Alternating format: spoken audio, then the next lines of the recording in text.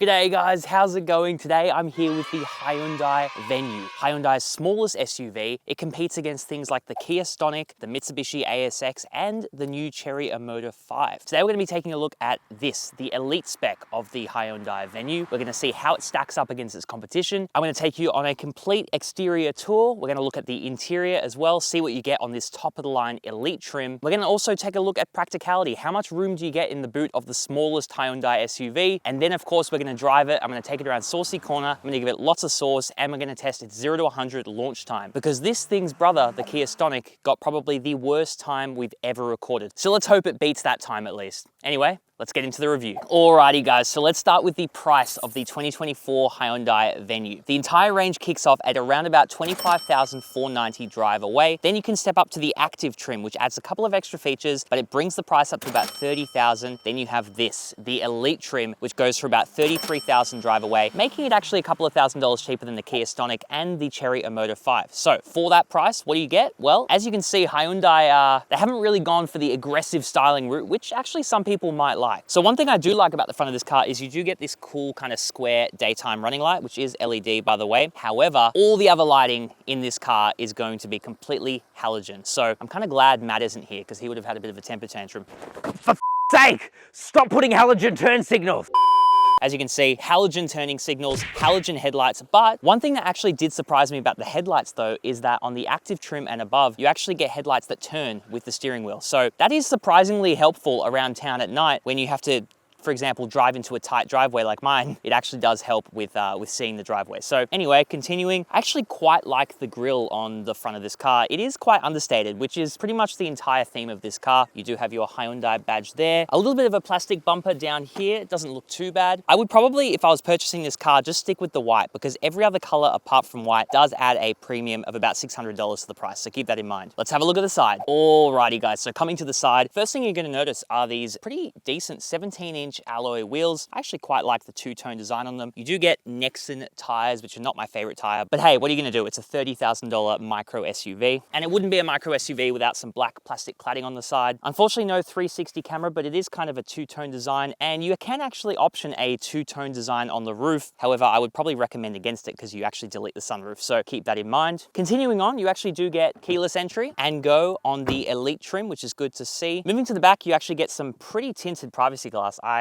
cannot see in there at all. And from the side, you can really see just how short and compact this car is, which makes it a really, really good city car. And I also like that you get some nice roof rails on there as well. All right, that sums up the side. Let's check out the back. Alrighty, and coming to the back, as you can see, the halogen theme does continue, unfortunately. I mean, how expensive is it really to put LED lights? The Kia Stonic gets it. Come on, Hyundai. I think it's time to put some LED lights on the Hyundai Venue. But I digress. You get your Hyundai badge here, and Venue spelt out nicely with some white embossed lettering there. I actually quite like that. Some more pretty heavily tinted glass at the back, and the obligatory black bumper with no visible exhausts. Very understated design. I kind of like it. But now it's time to see just how practical Hyundai's smallest SUV is. Let's check it out. Alrighty, let's open up the boot, and as you can see, you actually get a pretty decent amount of space. Definitely a lot more than the Kia Stonic, that's for sure. Under the floor, you get a decent amount of space as well. It also contains your space saver spare wheel and your tire replacement kit, and it is quite a wide aperture, so it's very easy to load larger items such as suitcases, for example. One other cool feature that I like is if you've got a lot going on in the boot, you can actually undo these and pull this out slightly and then push it down here. And now it's out of the way so you can close your boot comfortably. I think it's a kind of a cool feature. Or alternatively, you can remove it completely, and you can easily access your back seats to quickly push them down. There we go. And as you can see, with the second row down, you get an enormous amount of space. So I think it definitely ticks the practicality box, but let's check out the interior. Alrighty guys, so coming inside the 2024 Hyundai Venue, the first thing you're gonna notice is this beautiful, almost unbefittingly nice leather appointed steering wheel. It's actually genuinely very premium feeling to hold on to. You get all of your classic Hyundai laid out buttons on the steering wheel, including your cruise control, which is unfortunately not adaptive cruise control. I don't know, maybe I'm just feeling spoiled by all these like cheap Chinese SUVs that have ridiculous amounts of tech. But I just feel like for the elite, you know, the top of the range, I feel like we should get adaptive cruise control. But let me know what you guys think down in the comments below about that one. Up ahead of you, you get your classic Digi analog display with a 4.2-inch instrument readout. It's got pretty limited info. It includes things such as your cruise control settings, your range, your fuel consumption, basic stuff like that, but nothing mind-blowing at this point. Thankfully, you do get a pretty decent 8-inch infotainment screen. It does come with wired Apple CarPlay and Android Auto as standard across the range. However, it does have that old Hyundai system, and because I have the Elite trim, which has the satellite navigation, unfortunately, I don't get access to wireless CarPlay because of that. They fixed this in the newer Hyundai models, but unfortunately, this one just didn't get it. So I am stuck plugging my phone in via the USB cable, which by the way, you do get plenty of connectivity up front. You get a USB-C port on this top of the range, you get a 12-volt socket and a USB port, as well as a wireless charger, which is pretty useless if you can't use wireless CarPlay. But continuing on, I do love the simplicity of the climate controls. I have to say, even though you do only get a single zone of climate controls, it is plenty for such a small car, though I do wish there were vents in the back, but we'll get back to that. And it's all physical buttons. I like that you get the media controls physically below the infotainment screen. And another thing you'll notice that is kind of a little bit cute, I want to say, is the body colored inserts around the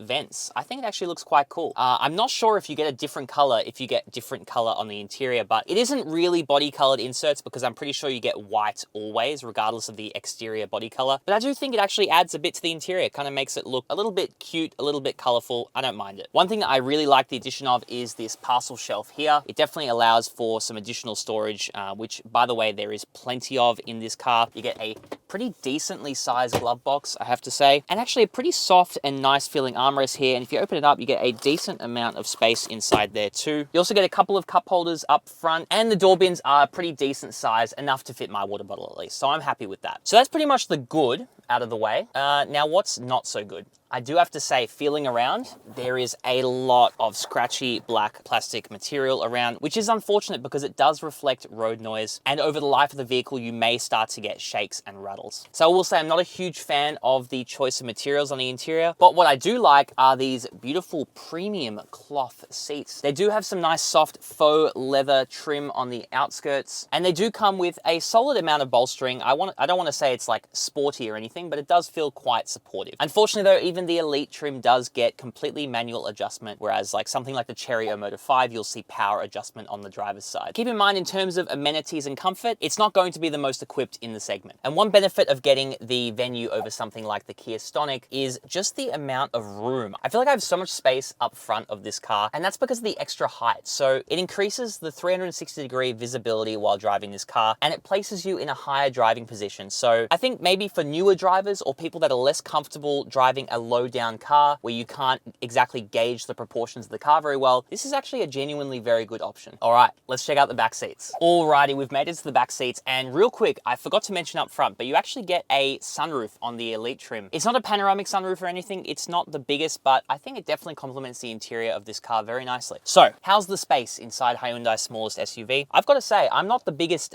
gentleman, as Matt has quoted multiple times. I'm about 5'2". I'm kidding, I'm 5'10". But basically, I have plenty of legroom, plenty of toe room, and actually plenty of headroom too. So I know a couple of other car journalists have complained about the space back here. Me personally, I have no issue with it at all. What I do have a bit of an issue with, however, is the lack of any kind of air vents or airflow back here. So the lack of airflow back here will probably make some kids cry during the hot Australian summer. Probably me if I was sitting back here. But that's okay because I have two USB-C ports back here to charge my iPad and play video games. I love that. Get a small little storage area down there as well, and you get a nice net pocket. I don't know why you only get a net pocket on the passenger side, and on my side I get nothing, but that's fine. Oh, did you hear that? Yeah, that's pretty much continuing to the back seats, guys. You do get a bunch more scratchy black plastic. What can you expect in terms of materials? This is one of the cheapest Hyundais you can buy, to be honest. So how are the seats back here? I have to say, they're actually quite nice. They feel quite supportive. I'm sitting at a pretty decent angle, and I feel like I have enough leg support as well for longer journeys. So me personally, I would be very, very comfortable in the back seats of the Hyundai Venue on a long road trip. Unfortunately though, you don't get a fold down armrest in the center, which is a bit of a miss, and so you do miss out on cup holders there, but you do get some door bins in the side. You do do actually get a 6-speaker sound system in this. It's not a branded sound system or anything, but it does actually sound quite good once you get the EQ set. I would recommend setting the bass all the way to the top, increase the mid-range a little bit, and decrease the treble. And then you have yourself actually a pretty decent sound system in this Hyundai Venue. Interior and sound systems aside, how is Hyundai's smallest SUV gonna launch in a straight line? Let's launch it 0 to 100 kilometers an hour, baby. Let's do it. Alrighty guys, it's that time. It's time to launch the Hyundai Venue. So first thing I'm gonna do is switch it into sport mode. Let's brake boost this thing and let's go. Come on. Oh, that was a little bit of a gentle start. Come on, it's building, it's building. Come on. I think it's losing a bit of puff here. You can do it, you can do it. Whoa! Okay, guys, I have to say, in the Kia Stonic, we got 14.5 seconds, and that was in the turbo engine. This thing just hit 0 to 100 in 10.3 seconds. That is so much better. And that was even with some loss of traction at the beginning. I think that really demonstrates the difference in the lag between the turbo engine in the Kia Stonic and the naturally aspirated engine in the Hyundai Venue. Personally, I would much rather the naturally aspirated engine, but let's drive this thing normally and see just how different it really is. Sorry for the interruption here, but I want to give a quick shout out to us, CarSauce.com/buy. We've partnered with Motor Scout, who are Australia's #1 car buying service, to get you the absolute best deals on your next new car. We have thousands of dealerships who we literally make fight each other to get you the best price. And we can source cars from anywhere in Australia, meaning we can get you your car quicker than everyone else. Best of all, we don't charge you anything. It's a totally free service for you. We just charge the dealers a fixed fee. And that also means that we will go in the hardest to get you the best price possible. So if that sounds good to you, and it definitely should, head to CarSauce.com/buy. Back to the review. Alrighty guys, driving the Hyundai Venue. Let's put it in sport mode. Give us some sauce. Oh yeah, it's working really hard. And we're up to about 100, yeah. So as you guys can see, this car is definitely lacking in power. I will give you the numbers though. It is sitting at 91 kilowatts of power, 151 Newton meters of torque. So definitely not the healthiest numbers there. But what I will say about this engine is it is a 1.6 liter naturally aspirated petrol engine. Let me put it back in eco mode for a second so we can talk about the engine. And the reason I actually like that is because if you guys remember our Kia Stonic review we did about a year ago, we were ranting, some would say raving, about the bloody dual clutch transmission on the 1 liter turbo 3-cylinder engine. It was just an absolutely horrendous combination, to be honest. So let me switch back to sport mode, give us some sauce here. It's just so much more responsive. Take this corner pretty quick. Oh my God, that was actually probably too fast in this car. I forget that I'm technically in a micro SUV. And yeah, it's these little hills where you can really feel that this engine kind of struggles a little bit compared to the Kia Stonic. However, what I will say as I switch back into eco mode, for a city car like this and even the Kia Stonic, do you really need that extra torque from the turbo engine? And hear me out, because in the Kia Stonic, that thing was lagging. Every time you would put your foot down in the Kia Stonic, it would literally take 2 or 3 seconds for the engine to respond. Whereas in this one, you put your foot down, yeah, it yells at you at like 5,000 revs, but at least you get power straight away and you can actually take off. Now, you do get a 6-speed automatic torque converter transmission on this one, and that definitely does help with the shifts feeling a bit less clunky, but I will say you definitely do feel the lack of power, especially in sections where you start to go uphill. And one thing I actually noticed that I wasn't a huge fan of with this car was the fact that if you have the car on cruise control, there is no adaptive cruise control, by the way, and you actually start going up a hill, the car's transmission will kind of freak out and it will start shifting gears all over the place, sending you up to 6,000 revs, 4,000 revs, 2,000 revs.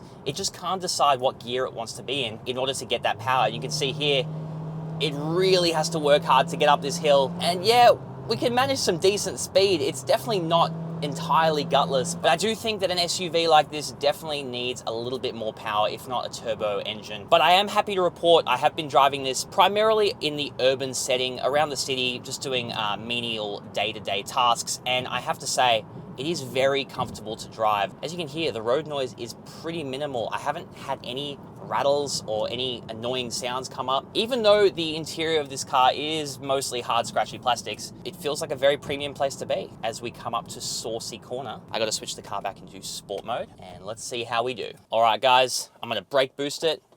Get ready to fist me. Let's go. Come on. A bit more power, please. So we can take this corner with some gusto. Oh, here we go, slowing down a bit, and